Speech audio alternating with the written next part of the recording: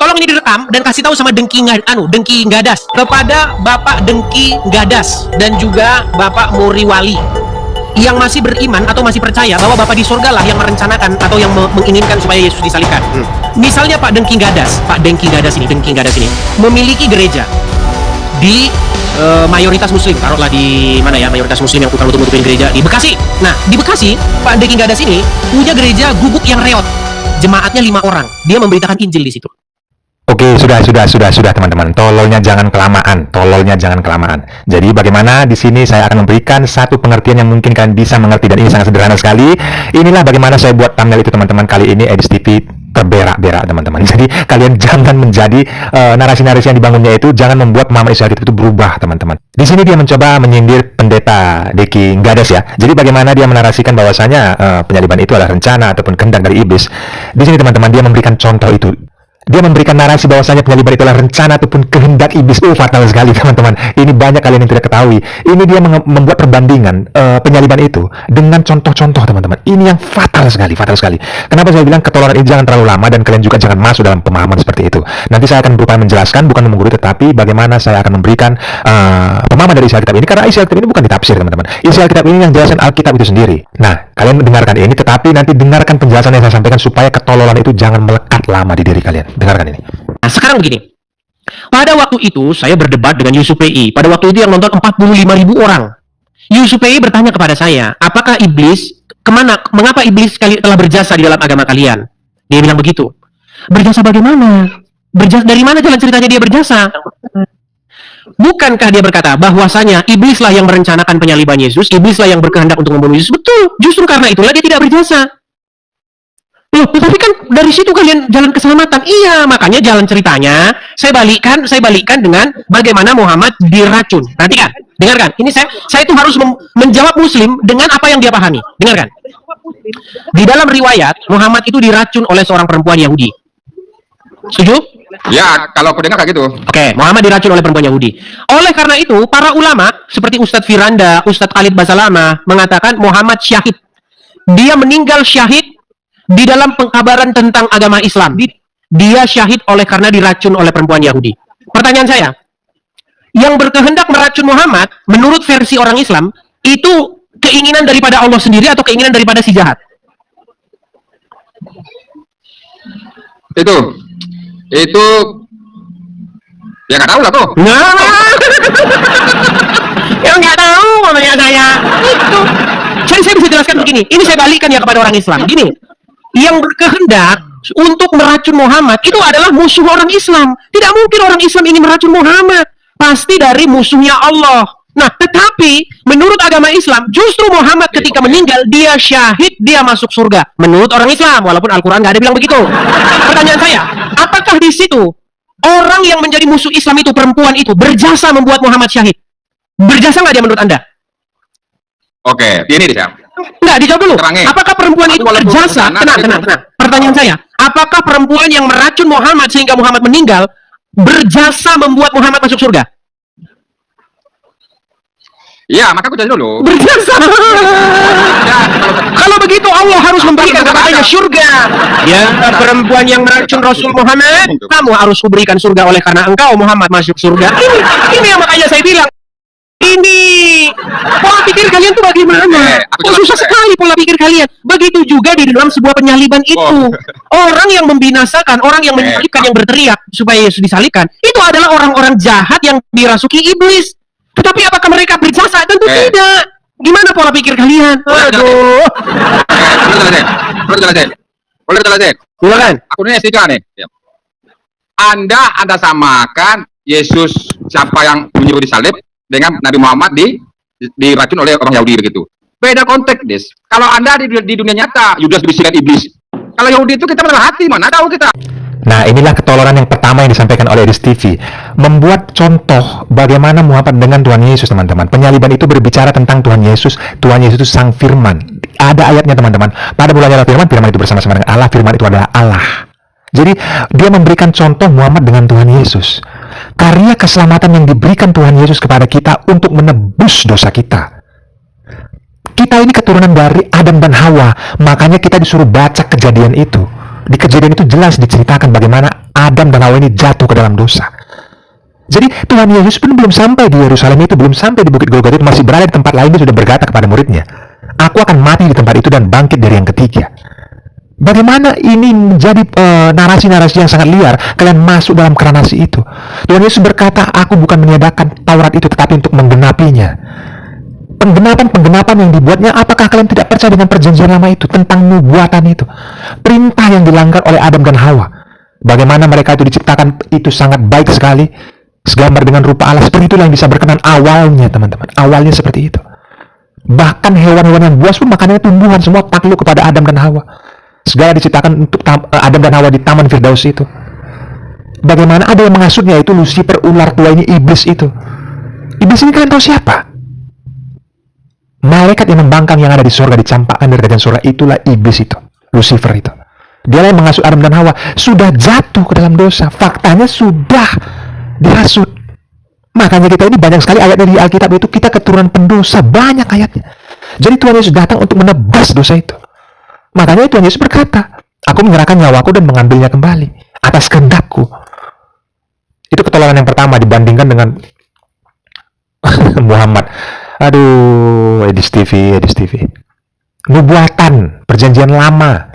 Kalian disuruh baca kejadiannya seperti apa. Makanya peristiwa penting dalam penyaliban itu, lihat lagi. Oh, ini peristiwa penting. Kenapa Tuhan Yesus tidak melawan? Kenapa Tuhan Yesus tidak memberontak? Kenapa Tuhan Yesus menerima semuanya? Karena dia mau menggenapi, ada peristiwa penting sebelum itu.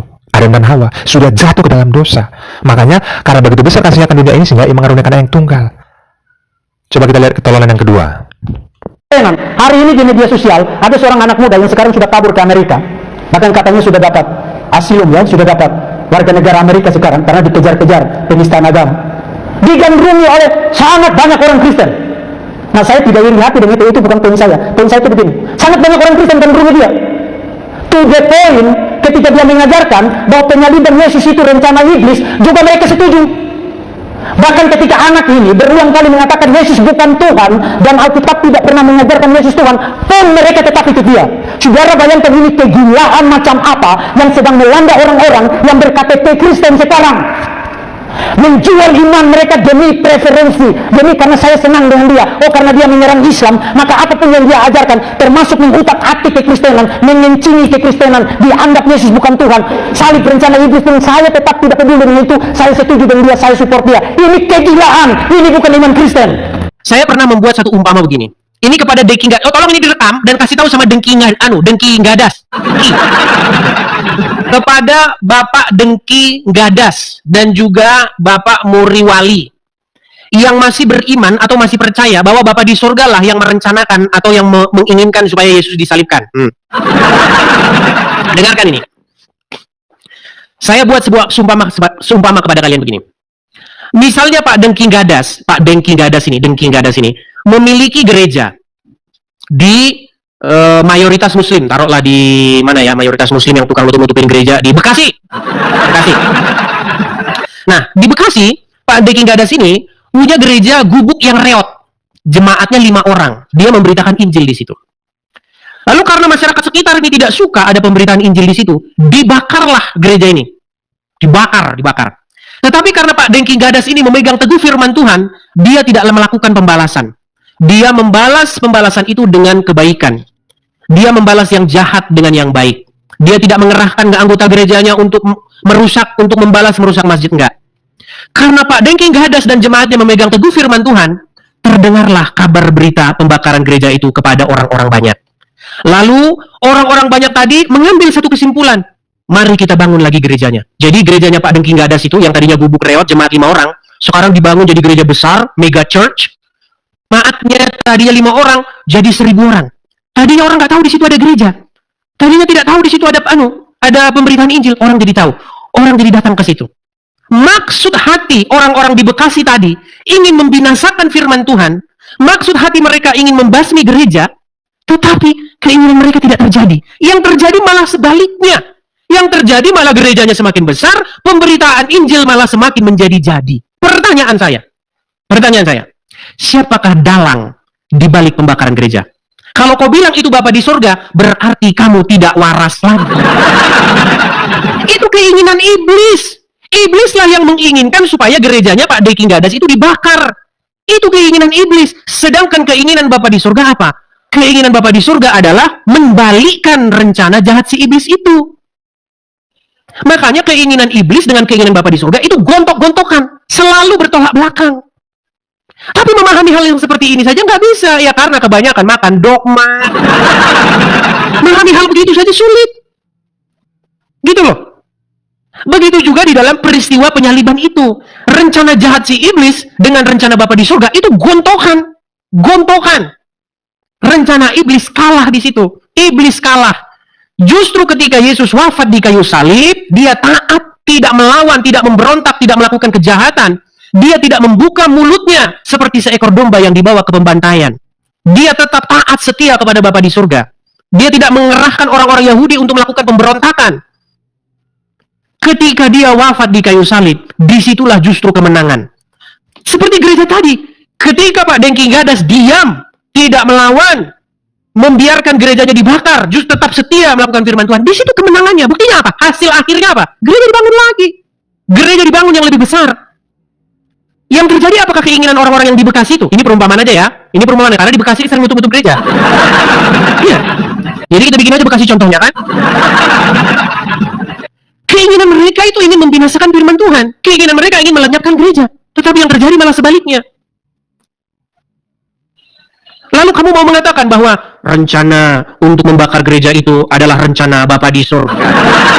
Makanya orang Islam bilang sama kamu, oh kalau Bapa di surga merencanakan itu, artinya iblis dan orang-orang Bekasi jadi kaki tangannya.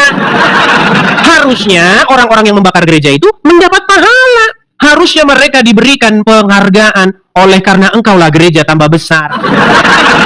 Ya bukan karena mereka, Peyang. Kalau karena mereka gereja tambah besar, harusnya mereka jangan dipenjara, harusnya mereka kau kasih duit. Bukan pola pikirnya. Yang membangun gereja, yang membesarkan gereja, itu adalah Bapa di surga melalui tangan-tangan orang yang peduli. Ketika orang-orang mendengar berita penganiayaan itu, mereka bersatu padu menggalang dana, ayo kita bikin gereja lagi yang lebih besar di sini. Ayo kita datang ke gereja ini. Itu bertentangan dengan keinginan iblis. Kalau akalmu nggak nyampe, ya mau gimana? Susah. Gitu loh. Itu sudah kita bahas itu mengenai siapakah yang menginginkan supaya Yesus disalibkan. Iblis. Iblis yang menginginkan itu. Iblis menginginkan kebinasaan Yesus. Iblis menginginkan pemberitaan Injil itu berhenti. Tetapi keinginan iblis itu tidak tercapai. Justru Bapa di surga menggulingkan rencana iblis itu, mentunggang balikan rencana iblis itu. Dengan cara apa? Dengan cara membangkitkan Yesus. Itu biblikal, itu ajaran yang biblikal. Jadi orang-orang Bekasi yang ingin membakar gereja itu adalah kaki tangan Bapa di surga, supaya melalui mereka gereja Deking Gadas tambah besar. Kalau mereka kaki tangan Bapa di surga, mereka itu harus mendapatkan penghargaan. Itu bukan kaki tangan Bapa di surga, kaki tangan setan. Hanya saja Bapa di surga mengizinkan itu terjadi. Mengizinkan terjadi bukan berarti dia dalangnya. Nah, ketololan dia yang kedua ini membuat perbandingan itu kepada gereja yang dibangun di Bekasi ya. Ini contoh yang diberikannya itu. Nah, dia sadar nggak pada saat manusia yang berada ataupun bersama-sama di kehidupan Tuhan Yesus memberikan karya keselamatan itu keturunan Adam dan Hawa. Keturunan Adam dan Hawa. Jadi sudah jatuh ke dalam dosa. Alkitab banyak ayatnya bahwasanya kita semua ini keturunan orang pendosa. Adam dan Hawa itu sudah jatuh ke dalam dosa. Bagaimana dia bernarasi mencontohkan gereja yang ada di Bekasi? Itu benar yang dibilangkannya, itu benar. Cuman contoh yang diambil agar bisa sama dengan seperti penyaliban itu tidak. Kalian sudah paham gak sih? Karena keselamatan itu memang harus diberikan Tuhan Yesus. Karena begitu besar kasihnya akan dunia ini. Sehingga ia mengaruniakan anak yang tunggal. Paham gak kalian bagaimana kejatuhan manusia yang pertama itu? Kita keturunan dia. Allah itu, Bapa itu tak terhampiri, tak dapat binasa, tak dapat dilihat, Maha Kudus. Jadi bagaimana awal mulanya Adam dan Hawa diciptakan seperti itulah yang bisa berkenan. Tidak ada pelanggaran. Jangan makan buah itu, kalau kamu makan pasti kamu mati. Itu perintah namanya di Alkitab. Alkitab menjelaskan melanggar perintah Allah mengakibatkan dosa. Alkitab juga menjelaskan upah dosa itu adalah maut. Jadi bagaimana berbicara tentang mati, tubuh ini berbicara tentang maut. Mati ini berbicara tentang tubuh ini kembali ke debu tanah. Karena setelah dilanggar oleh Adam dan Hawa, kau dibuat dari debu tanah dan kau kembali ke debu tanah. Upah dosa itu adalah maut, berbicara tentang penghakiman rohmu. rohmu. Makanya kita dibangkitkan melalui roh kita nanti. Karena karya keselamatan yang diberikan Tuhan Yesus.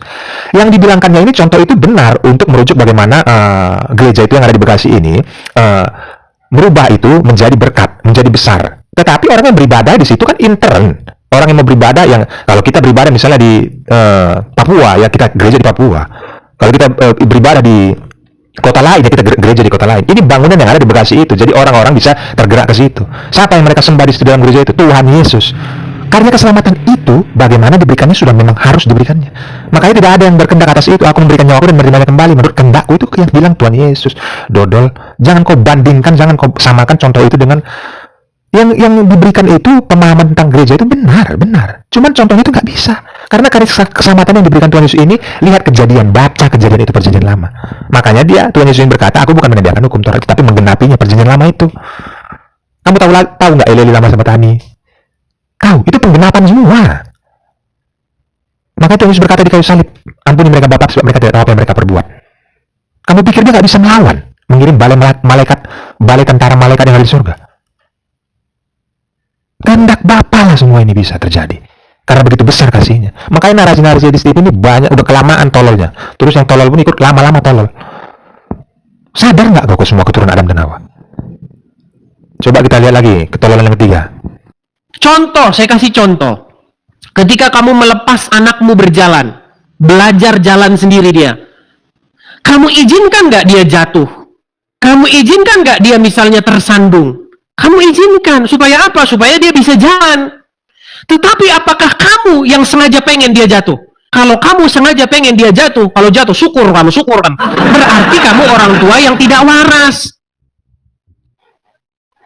Aduh, tapi ya kita harus mengajarkan ini berkali-kali teman-teman ya. Karena memang banyak orang-orang ini memang IQ-nya itu jongkok. Tapi kita pelan-pelan lah ya, jangan terlalu menghakimi. Mungkin pemahaman mereka belum dalam, mungkin pengertian mereka belum sempurna, mungkin mereka baca Bible sambil begini-begini.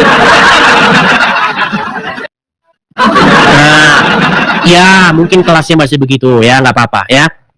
Jadi jangan pamer gelar lah, S3, S-teler, S-lilin, jangan begitulah ya.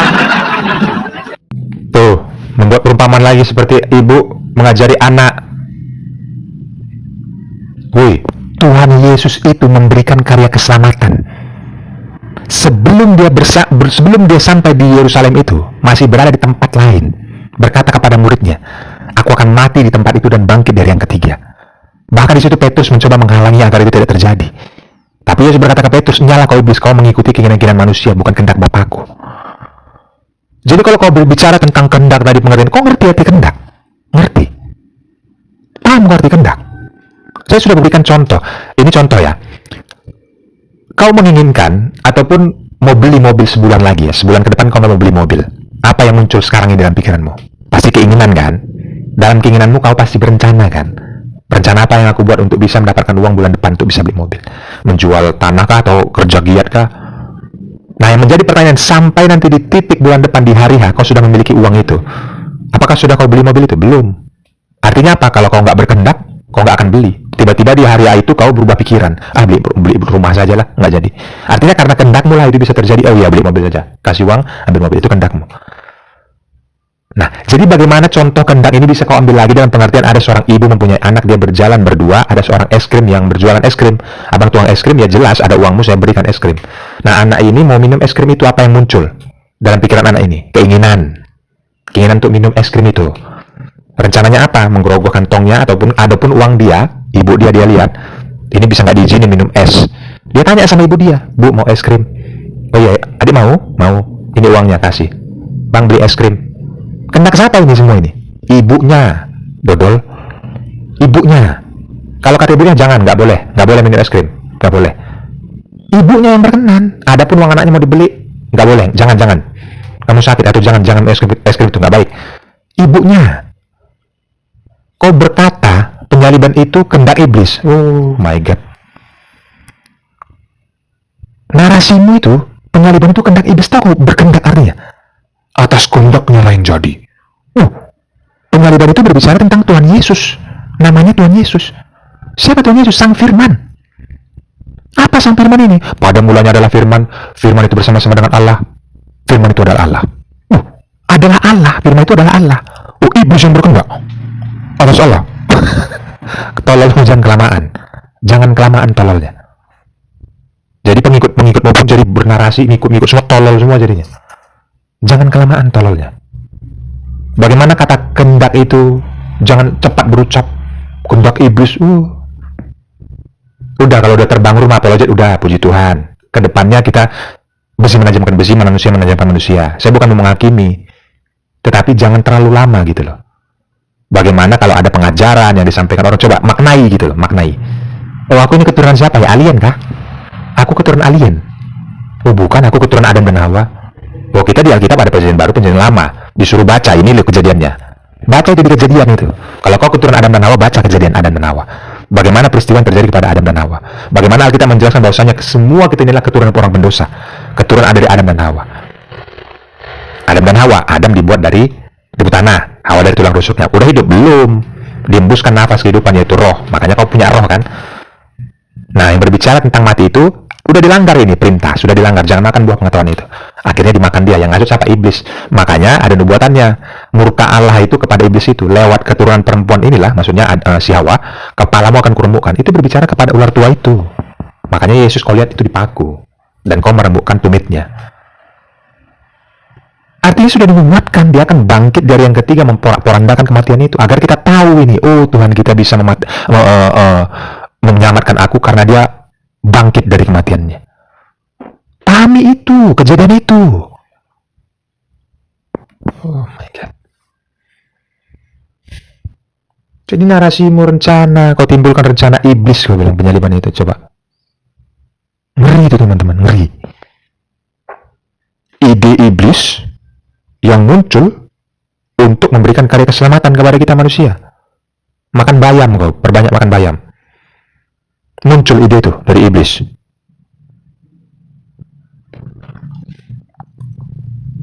Manusia yang berada pada saat zaman itu, murid-muridnya, ahli Taurat, imam-imam, orang Farisi, itu keturunan Adam dan Hawa semua.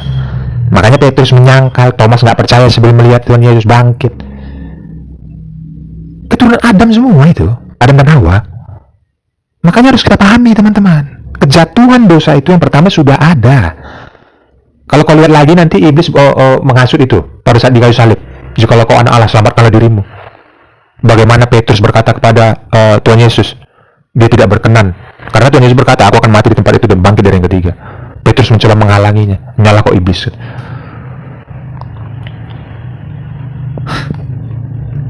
Pahami itu, pahami. Supaya imanmu itu jangan simpang siur. Supaya iman karya keselamatan yang kau dapatkan itu betul-betul, oh ya, karena kasihnya Tuhan Yesus kepadaku. Karena begitu besar kasih Bapa mengaruniakan anak yang tunggal. Pahami itu. Kenali Tuhanmu siapa. Kenali. Karya keselamatan diberikannya. Belum sampai di tempat itu, belum berada di Yerusalem, dia sudah berkata kepada muridnya, aku akan mati di tempat itu dan bangkit dari yang ketiga. Alkitab menjelaskan itu semua.